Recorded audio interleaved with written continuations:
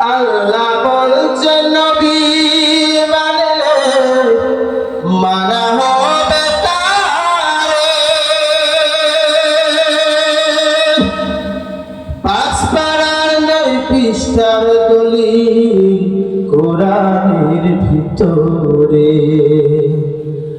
আল্লাহ বলছেন নবী মানলে মানা হবে তারে।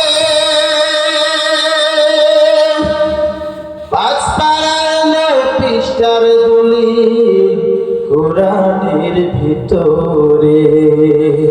জেনেছে সে বেঁচে চিন্তা নাই জীবনে, নবীজির দিদারের আশায় ঝলঝলে নয়নে। আজ এই পবিত্র দিনে, আজ শুভ দিনে, নবীজির দিদারের আশায় ঝলঝলে নয়নে।